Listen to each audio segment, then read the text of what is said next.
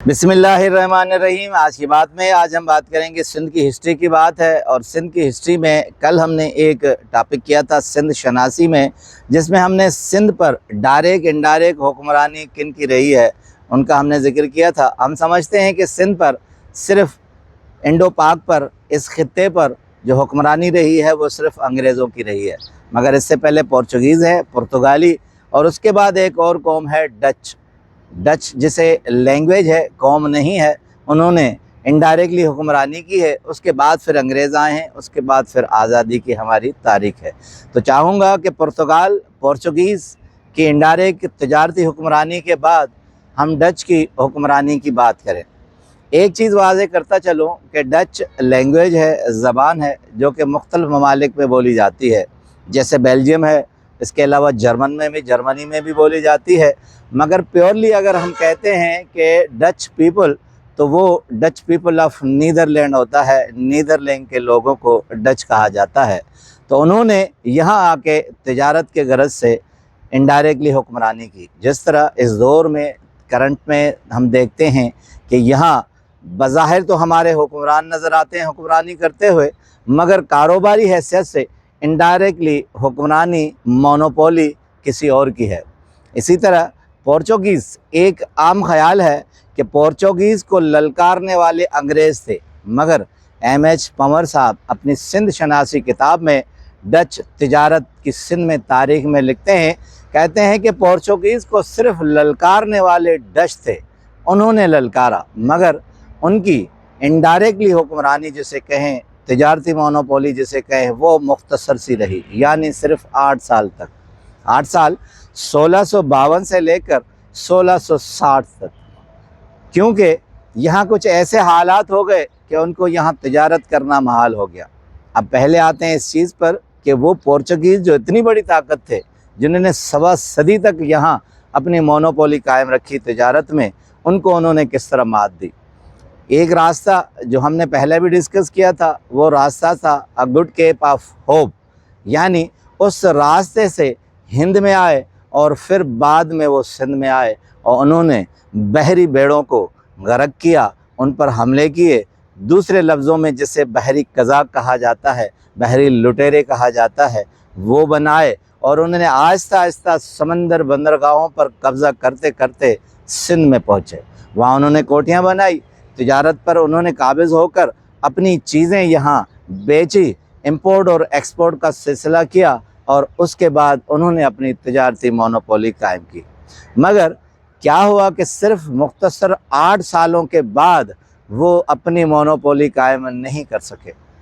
अगर हम विकीपीडिया पे चेक करते हैं तो उन पे आया है कि Dutch never rule on Sindh, उन्होंने कभी सिंध में हुक्मरानी नहीं की, मगर ईस्ट इंडिया कंपनी के साथ वो ट्रेड के गरज से आए थे।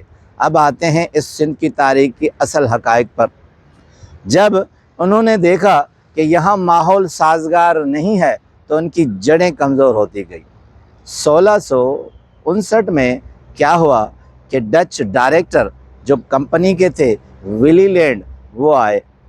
जब वो आते हैं तो समंदर में तूफ़ान उठता है और बहुत ही हालात ख़राब होते हैं।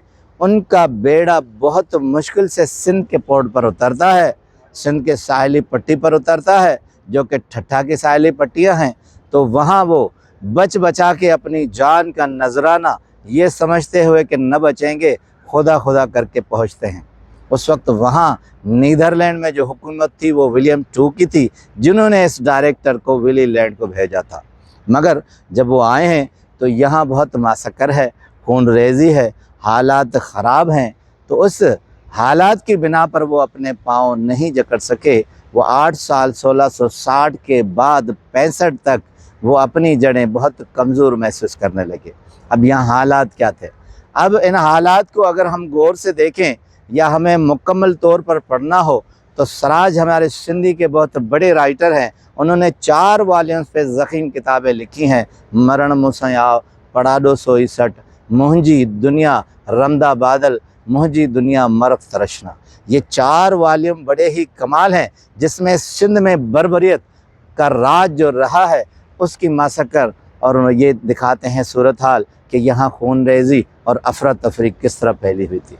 حالات یہ تھے کہ شاہجہان کے 4 بیٹے تھے، 2 بیٹے دارالشکوہ اور اس طرف سے اورنگزیب جو تھا وہ آپس میں لڑے ہوئے تھے، اور ہند اور سندھ پورا یہ خطہ جلا ہوا تھا اور خون ریزی سے بھرپور تھا۔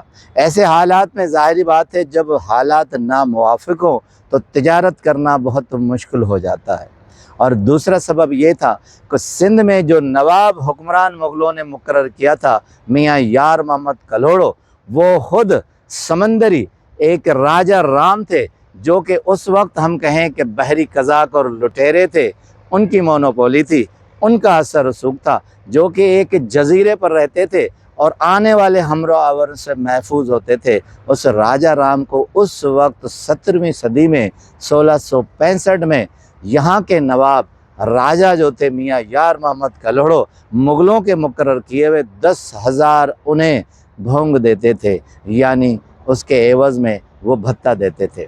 مگر یہاں وہ چیز کافی نہیں تھی، اس کے علاوہ ٹھٹھا کے ساحلی سمندروں پر بلوچ سرداروں کا راج تھا، اور پھر 12,000 روپے ان کو وہ تاوان دیتے تھے، تو دونوں طرف سے جکڑے ہوئے تھے۔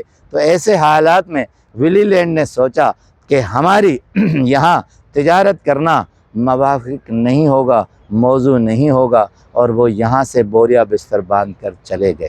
اس کے بعد 6-7 سال کے بعد پھر انہوں نے سوچا تھا، پھر جب سروے کی تو یہی حالات تھے، یہی خون ریزی تھی، مغلوں کی آپس میں گھرانوں میں بھائیوں میں جنگ چل رہی تھی، اور یہاں یہ خطہ پورا قابض لوگوں سے بھرا ہوا تھا، اس لیے ڈچ قوم کو یہاں سے بوریا بستر باندھ کر چلنا پڑا۔ اس کے بعد پھر آخری فاتح آتے ہیں جنہوں نے اس خطے پر حکومت کی، وہ تھے انگریز، جس کا ہم نیکسٹ سیشن میں ذکر کریں گے۔ اب آتے ہیں کہ یہ ڈاؤن فال کی وجہ کیا ہے۔